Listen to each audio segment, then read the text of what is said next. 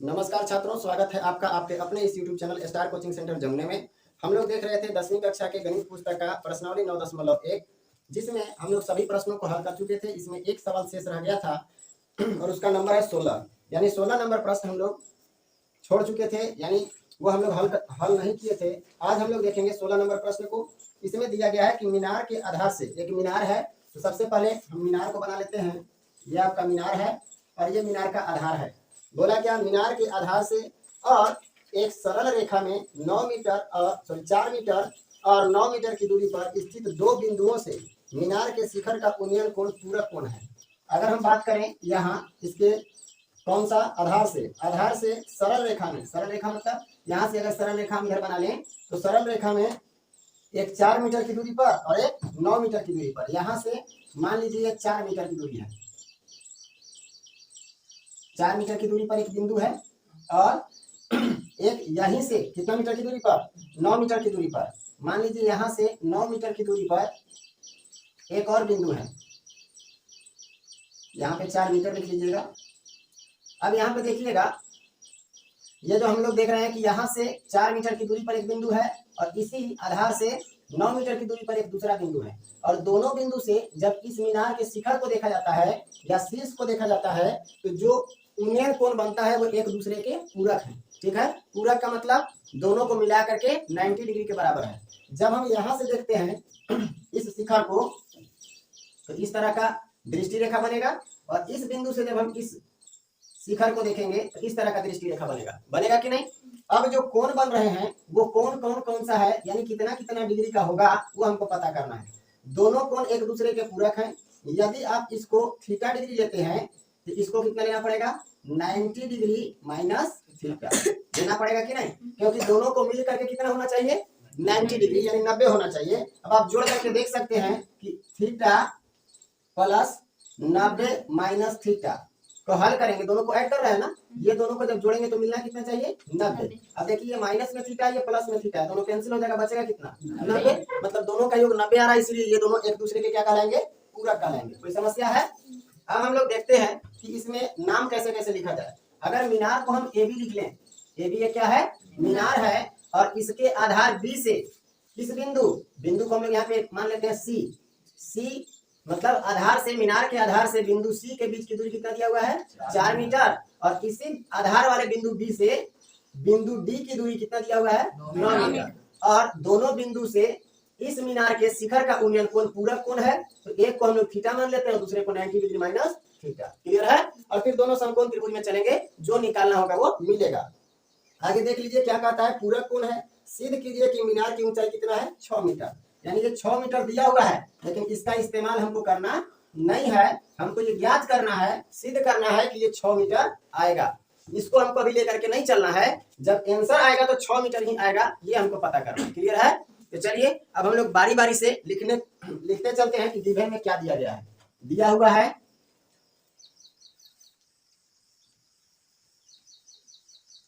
क्या दिया हुआ है इसके बारे में बात करते हैं।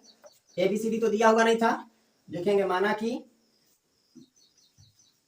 ए बी एक क्या है,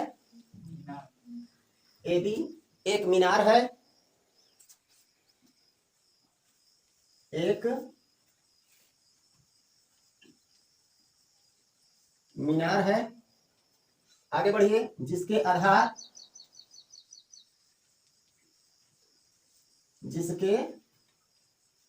आधार क्या है, बी है ना, जिसके आधार बी से कितना मीटर की दूरी पर, 4 मीटर की दूरी पर, 4 मीटर की दूरी पर क्या है, बिंदु सी है, बिंदु सी है, और 9 मीटर की दूरी पर बिंदु कौन सा है, बिंदु डी है। क्लियर है यहाँ तक? इसके बाद आगे आपका क्या कहता है उसके बारे में बात करते हैं। अब उन्नयन कोण बोला है ना, लिखेंगे पुनः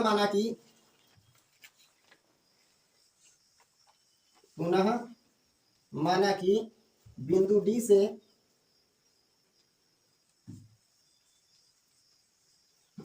मीनार के शिखर का उन्नयन कोण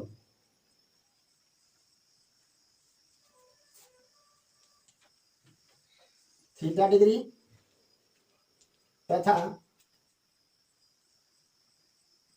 बिंदु कहां से बिंदु सी से शिखर का उन्नयन कोण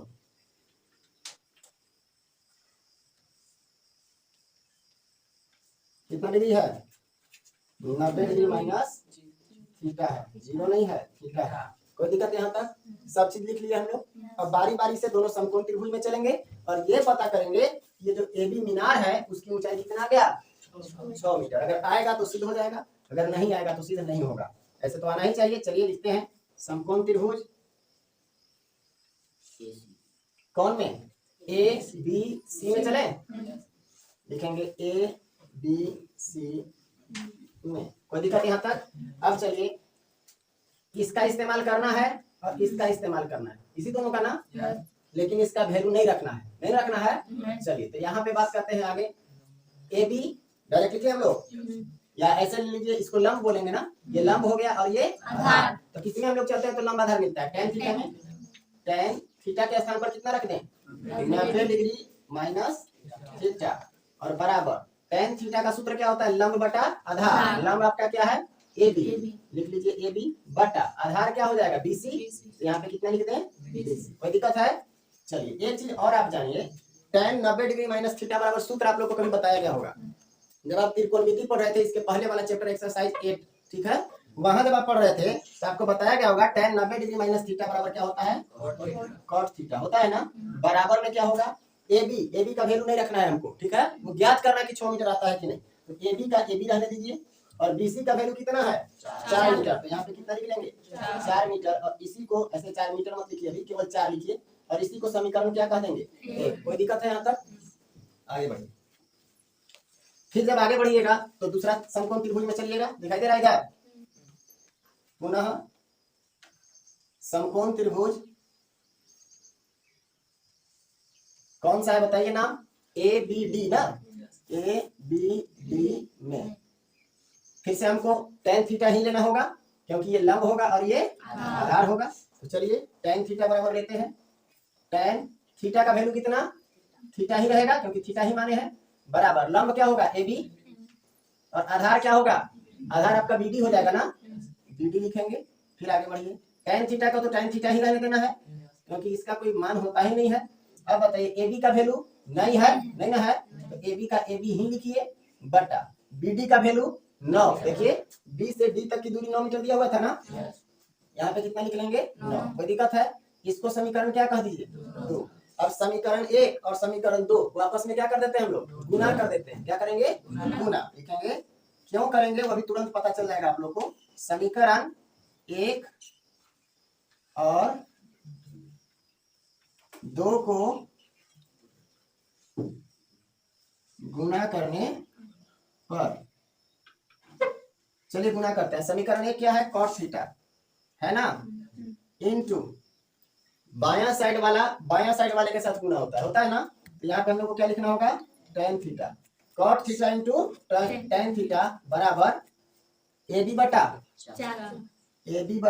4 गुना AB बटा 9। यहाँ तक किसी को कोई समस्या? अब एक बात आपको और बता दें कि cot theta into tan theta या tan theta into cot theta बराबर क्या होता है 1। अब ऐसा क्यों होता है, इधर दिखाई दे रहा है? अगर इधर दिखाई दे रहा है तो समझिए cot थीटा बराबर होता है B बटा, कोई बात नहीं नीचे देख लीजिए फिर मिटा देंगे। cot थीटा बराबर क्या होता है B बटा P, होता है कि नहीं? B का मतलब आधार, P का मतलब लंब, आधार बटा लंब। गुना का चिन्ह है तो गुना का चिन्ह देना होगा।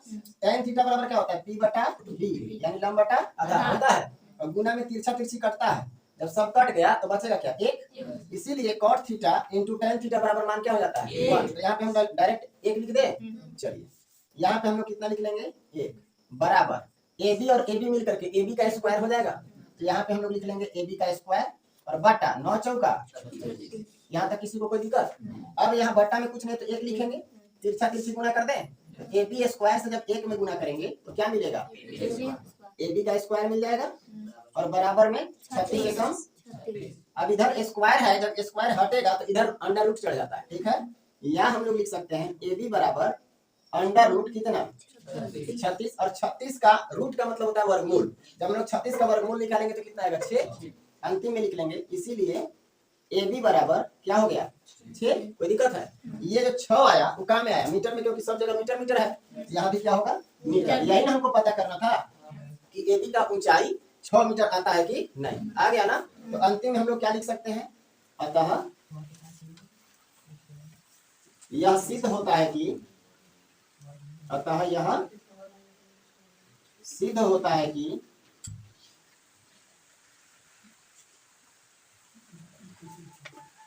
मीनार की ऊंचाई